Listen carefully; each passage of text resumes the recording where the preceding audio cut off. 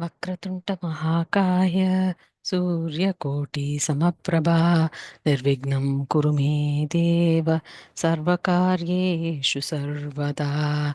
Shri Gurubhyo Namaha, Shri Matre Namaha. Namaste everyone. In today's session, we are going to review the Nama Mandasmitha Prabha Pura Majjat Kamesa Manasa.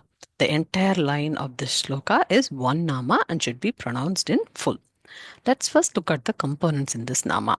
Mandasmitha Prabha Pura Majjat Kamesa Manasa.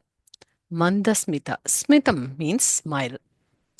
Mandasmita means a very gentle, pleasing smile, a gracious smile. It's an expression of Shringara Rasa. That's Mandasmitam. Prabha. Prabha means that smile is filled with so much radiance and grace. Pura means that it is entirely covering. Prabha Pura Majjat. Majjat means that is immersing. What is it immersing? The smile is doing something. It is immersing.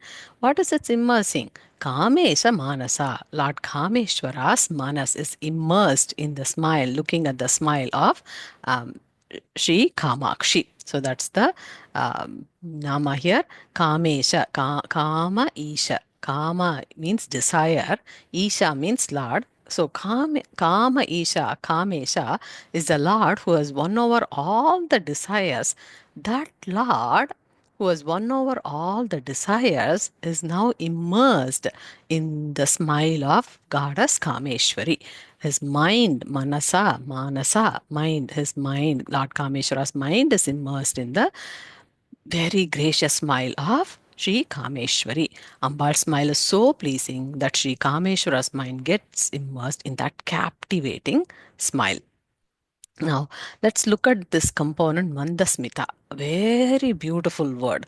Whenever we hear the term Mandasmitam, immediately we must recollect Mandasmitha Shatakam from Mooka Panchashati. Not one or just two shlokas. Acharya Mookar has done a literal outburst of 100 shlokas on the Mandasmitam, the gentle smile of Sri Kanchi Kamakshi. These 100 slokams are called Shatakam. Shatam means 100. Shatakam is a collection of these very special divine 100 shlokas, and Acharya Mookar exclusively bestows 100 shloka on the gentle smile, Mandasmitham of Sri Kanchi Kamakshi. So as soon as we see Mandasmitha anywhere, immediately we should recollect Mandasmitha Shatakam of Mooka Panchashati. While we will hope to recite all the 100 shlokas, the Shatakam itself at some point of time, it will be fulfilling only if we reviewed at least one or two shlokas from the Mandasmitha Shatakam that tells us how Kameshwarar enjoyed Ambal's Mandasmitam. That is this Nama, isn't it? Kamesha Manasa. Kamesha's Manas did immerse. Majjat means immerse in the divine smile of the Sri Lalitambika. That is the shloka here. So it would be fulfilling only if we reviewed at least one or two shlokas from Sri Mooka Panchashati that describes how Sri Kameshwara enjoyed Ambal's very divine, gracious Mandasmitha smile. Now we will experience three special events to enjoy this divine smile. We will we will call that as Mandasmitham. The three special events are before the celestial wedding happened. There was a scene where Ambal bestowed the darshan of her Mandasmitha smile. We will review that. During the celestial wedding, Ambal had her head bent down because of shyness. Lord Parmeshwara wanted to see her Mandasmitha smile. So, what did Lord Kameshwara do to see her Mandasmitam, to make her head rise a little bit so he can see and enjoy the darshan of Ambal's Mandasmitam? That is during the wedding. And even after the celestial wedding, Sri Kameshwara is always looking forward to seeing Ambal's Mandasmitam. So there are three events: before the celestial wedding, during the celestial wedding, and after the celestial wedding. We will review these three events in order to experience the grace of this Mandasmitam. So before the celestial wedding, the scene where Ambal gave darshan of her divine Mandasmitha. This scene is described in Lalitopakyanam. Lalitopakyanam actually helps us to visualize this scene. So Lalitopakyanam starts saying that Sri Lalitambika first came out of this Chidagni Kunda in order to protect the Devas. If you recollect, we had this Nama Chidagni Kunda Sambhuta. Why did she come out of Chidagni Kundam? Devakarya Samudyata. In order to fulfill the Devakaryam, in order to help the Devas, Ambal comes out of this Chidagni Kundam. Now, having the darshan of Ambal in Chidagni Kundam, all the devas and the devatas are so happy and they want to crown Sri Lalitambika as their divine empress. Right? She is the divine empress.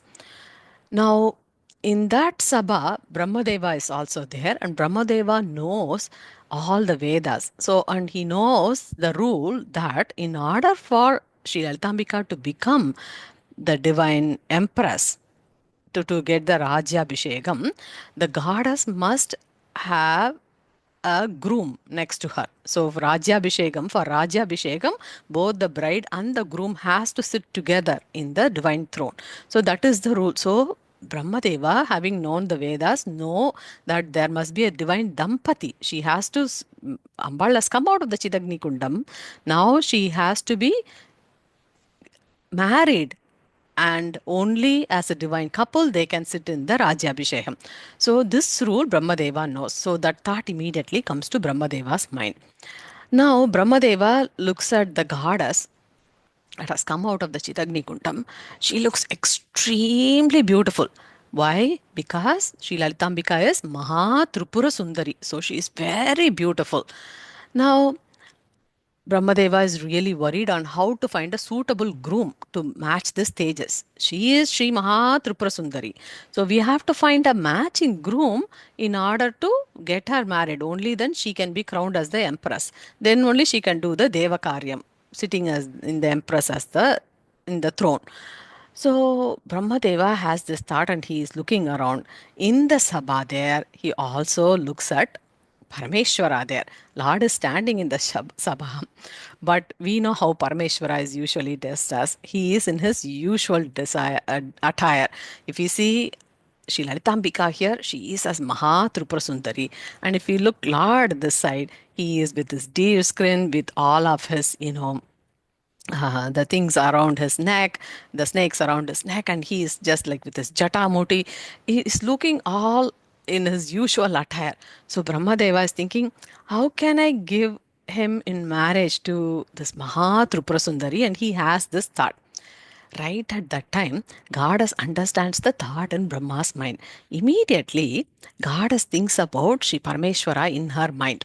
At that moment, Goddess does the Mandasmitham. See, the before the celestial wedding, Lalitopakyana describes this scene and helps us visualize when was that time before the celestial wedding where Ambal did the Mandasmitha Punnagai, the smile, the divine smile, right? The gracious smile. So at that time, immediately knowing what's going on in Brahmadeva's mind, Ambal thinks about her Ishvara, Kameshwara, and she does a Mandasmitha smile. That smile comes from the mind. See, the smile can be different ways, and this smile comes from the mind, right? So that is reflected in her face. That's why it has great Shringara rasa in there. So that smile, Mandasmitha, comes from her heart thinking about her Lord.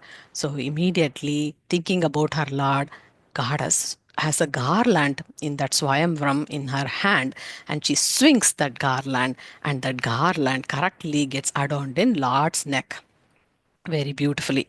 Now, instead of that usual deer skin and all the snakes and all the jatamuti, Lord immediately transforms and he becomes in a very pleasing form. He's called Kamesa. That's why this Nama says Kamesa Manasa. Kamesa is one who is very pleasing. Earlier, he was in his usual attire, but as soon as Ambal's Mandasmitam happened, he comes in this very pleasing form as Kamesha. That's the other component in this Nama. Very pleasing. So, the divine Rajyabhishekam of Sri Kameswara and Kameshwari happens auspiciously. So Bhashyam says this is how this Nama has to be meditated. Lord is now crowned as the emperor, as Kamesha. He is the Raja Rajeshwara. The Bhashyam literally says in this Nama, we have to meditate on the Lord as Sri Raja Rajeshwarar, and Ambal is Sri Kameshwari. And the way in which we meditate the divine couple is that Sri Rajarajeshwari, Sri Kameshwari, is sitting on the lap of Sri Kameshwarar, and they both give us darshan as the divine dampatis, as the divine couple. That is how this nama is asking us to meditate on this divine form. It is called Kama Kala Rupam. That's why it has the term Kamesha. Kamesha is here to represent Lord Parameshwara as Sri Rajarajeshwarar, which is the Swarupam of Kama Kala Rupam. In this form, they both have very many samyam. Samyam means they have very many common things that are being meditated upon. For example, they both are in red color. They both have the Ikshukodandam, the sugarcane bow. They both adorn Chandra in their head. They both have Shringara Rasam. Like this, there are various Samyam that are being mentioned in this Nama in the Bhashyam, and that kind of Rupam is called the Kamakala Rupam. The technical aspects of how it becomes Kamakala Rupam is Guru Muhescha Vedyam. We can only learn that from a Guru. So for now, the Bhavam is itself sufficient. If we just remember that this Nama is Kamakala Rupa, where Sri Kameshwara and Kameshwari are sitting in this divine throne, and Goddess Sri Kameshwari is sitting on the lap of Sri Kameshwara, and we meditate on that Rupam as Kamakala Rupam, thinking and chanting about this Nama, Mandasmitha Prabha Pura Majjat Kamesa Manasa. So that is the first way of meditating on this Nama, and this scene has been described in Lalitopakyanam. This happens before the celestial wedding. Now, the second event is during the celestial wedding, where a story is described in Mooka Panchashati. So the wedding is going on, and Lord is longing to see Ambal's Mandasmitam. So what did Lord do to make her smile? So he wants to see the smile, but he's not able to see the smile because she's bending her head down. So that is the scene. During the celestial wedding, Lord Parameshwara wants to see the Mandasmitam of the goddess, but because of the shyness Shringaram, goddess is bending down the head. So what did Parameshwara do to make her laugh, and what to make her smile, and to see that smile, right? That smile is very auspicious. That's why Mandasmitam is given so much importance in Mooka Panchashati and also in um, Lalita Sahasranama. So in Mandasmitha Shatakam, Sloka 38, Acharya Mookar describes a scene during the divine marriage of Sri Kameswara and Sri Kameshwari. The shloka is, let's first recite the shloka. Kamakshi प्रदमानविप्रमनिति गन्धर्पदर्पप्रसूः मुक्तस्ते मृदुहास एव गिरिजे मुष्णातु मे किल्पिषम् यं द्रष्टुं विहिते करग्रह उमे शम्भुस्त्रपामीलितं स्वैरं कारयति स्मताण्डवविनोदना नन्दिना तण्डुना. In this shloka, Acharya wants to describe the Mandasmitham. As part of that, he not only he's doing a literal outburst of the shlokas, of these 100 shlokas. It's a literal poetic outburst that comes with all the mantras inside it. They are not just any ordinary shlokas, but Goddess Kamakshi herself comes and gives darshan before Acharya Mookar, and seeing, and she makes Acharya Mookar recite this. So it's as if Goddess Kamakshi herself has given these shlokas, and hence there is great divinity in reciting each and every aksharam of Mooka Panchashati. That is how important and filled with divine grace these shlokas are. So in this shloka, if you see, Acharya is looking at goddess, and not in one with one nama he is describing goddess in this shloka, but he says Kamakshi to start with, and then he says Girije. Oh, you are, the mountain, the Parvataraja Kumari, the Giri, daughter of Giri, the Himalayas, Himavan's daughter. He started as Kamakshi, then he goes as Girije, and then he's not satisfied. He still calls her Ume. So in this one shloka, he addresses goddess in three different namas: Kamakshi, Girije, Ume. That's how he's just making a literal outburst on seeing the goddess here. So Acharya says, Kara Grahe Vihite. During the time of your divine marriage, when you were feeling shy and when you were bending your head down, Smeram drashtum. Drishtam means like to see. Smeram drashtum. In order to see your Mandasmitha smile, Shambhu, the Ishvara, Shambhu means Ishvara, he was waiting for you to lift your head, but you were bending this head in Shringara Rasa, bending your head down. So Shambhu did a plan. What is the plan that he did? Tandava Vinoda Tandina Tanduna. Shambhu, the Ishvara, called someone who had Vinoda Nandana, someone who has great happiness in dancing Tandavam. Tandava Vinoda Nandana. Who has great happiness in dancing Tandavam? It is Tanduna. Tanduna means Lord Nandikeshwara himself. See, Nandikeshwara, it is believed that Sri Nandikeshwara is the one who actually gave us all the rules of how Tandavam should be danced. That is the divinity of Sri Nandikeshwara himself. So Lord Ishvara is calling Nandikeshwara. He says, Nandikeshwara, please come here, please come here. I need something, I need a help from you. Nandikeshwara is asking, Parameshwara, what is it? Please tell me, what do you want me to do? And then he says, Karayat, so he says, Karayati Sma. Ishvara made Nandi. She says, please, I want you to dance so that, Parvati will see you dance and then she will smile. Dance in a way that makes her smile. See, Nandikeshwara knows all the rules of Tandava, all the details of Tandava. But that Nandikeshwara wanted to also see Ambal's Mandasmitam. He wanted to make Ambal smile. So, you know what he did? Instead of doing his usual Tandava dance, Nandikeshwara does a hilarious dance. He thinks that my objective is to make Ambal lift her head and smile. So what am I going to do? Instead of the usual dance, Sri Nandikeshwara does a hilarious dance with a dandam in his hand. Danda means a stick. So he takes a stick and he begins to dance. On seeing that, Ambal bursts out of laughter. So Ambal now has lifted her head, which was bending down in shyness. She has lifted her head now. On top of that, she's bursting out of laughter with that Mandasmitam. Ha ha ha. Like Mugdha Mrudu Hasam. Like her gentle smile. Her face is so happy to see that, right? So at that time, Ambal lifted her head and gave darshan of that pleasant smile, Mandasmita. So that is how Parameshwara, wanting to see Ambal's Mandasmitam, goes and calls Nandikeshwara and says, hey, Nandikeshwara, please do something to make her laugh.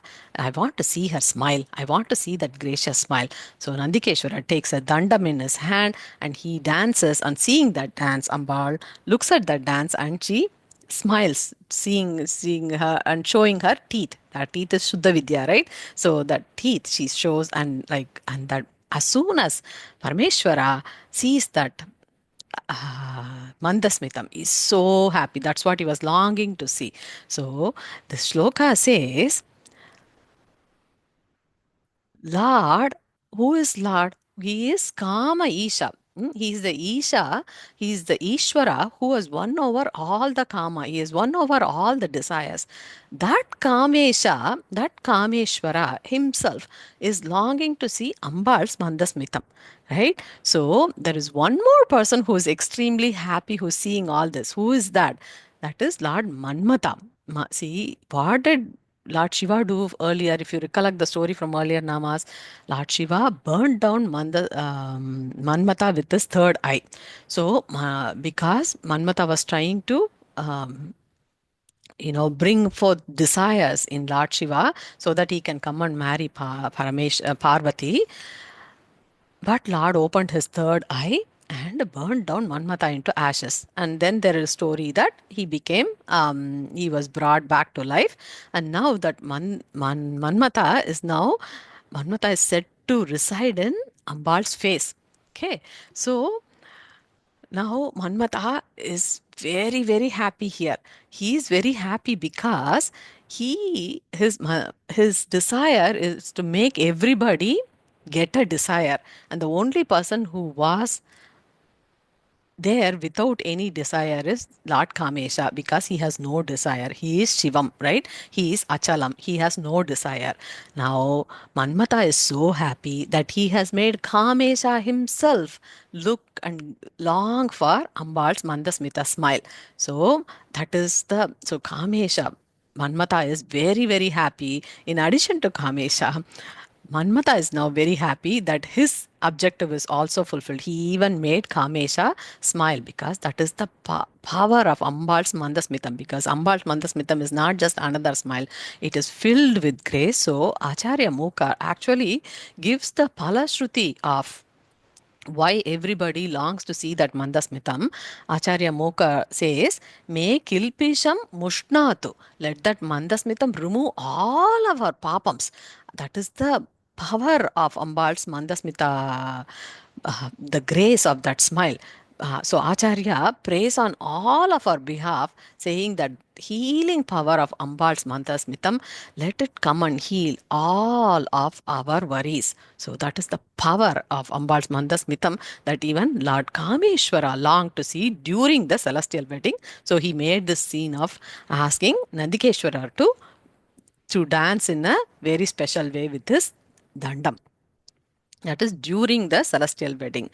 Now, the third event that is being described is that after the celestial wedding, Mooka Panchashati describes a sloka that says, now the wedding has happened. Now, does the Lord wants to see the smile? Yes, absolutely. Mooka Panchashati says that every single time, every single thing, Lord Shiva wants to be reminded of that divine Mandasmitam, it seems. So, in Mooka Panchashati, Acharya Mookar describes a shloka that conveys how Lord, even today, always wants to see Ambal's Mandasmitam, always wants to be reminded of Ambal's Mandasmitam in various ways. So, let's look at that shloka.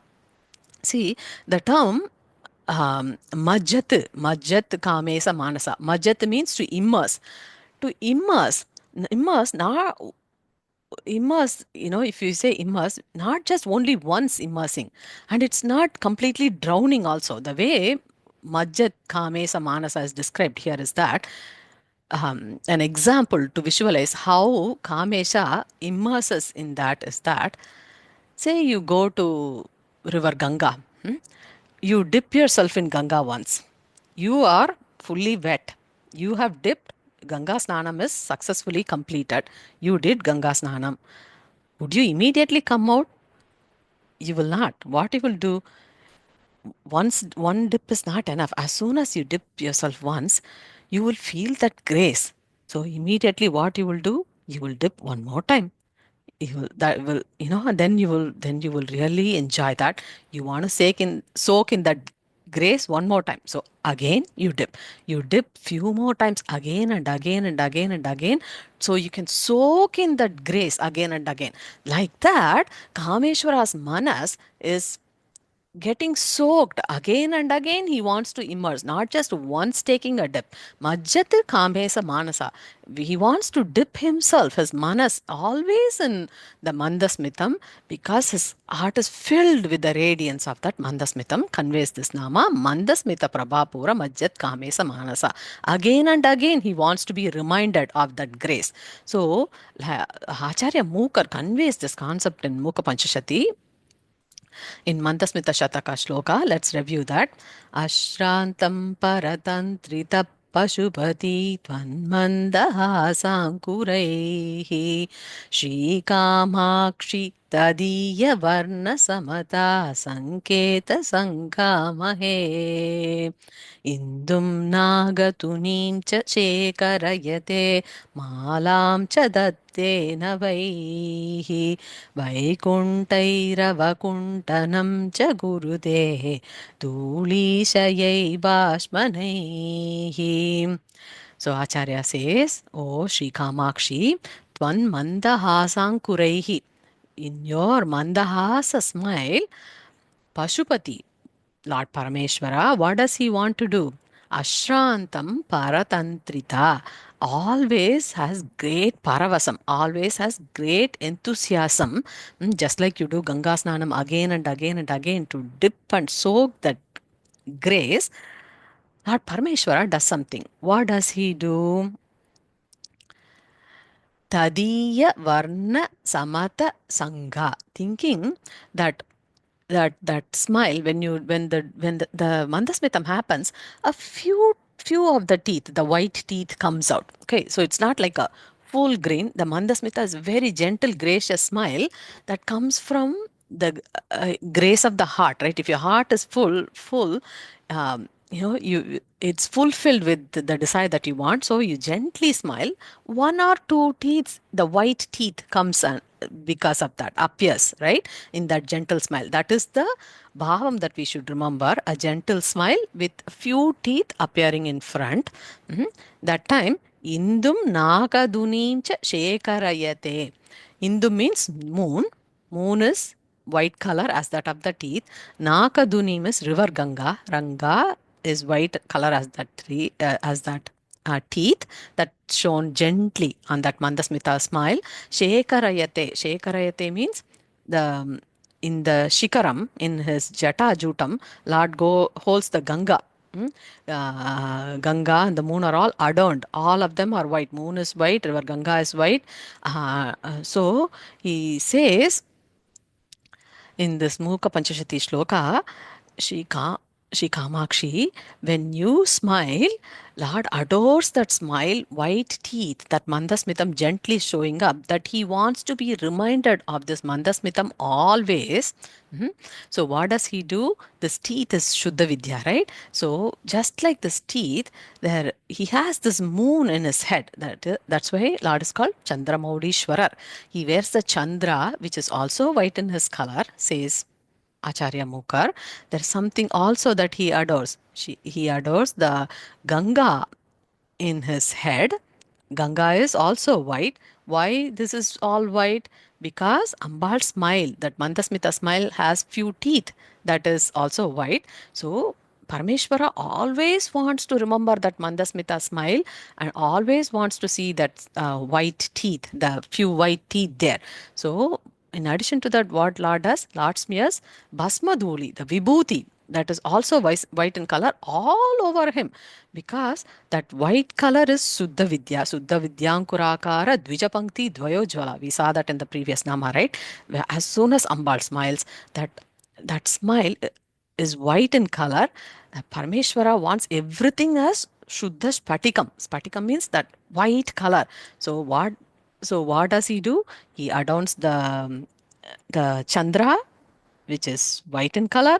He adorns the Ganga, that is white in color. He adorns everything that is white in color, so that that white color, Suddha Spatikam, Shuddha Vidya, that he can be always remember that gentle smile, and he can dip in that smile, in that grace, just like we would dip in the grace of Ganga again and again and again.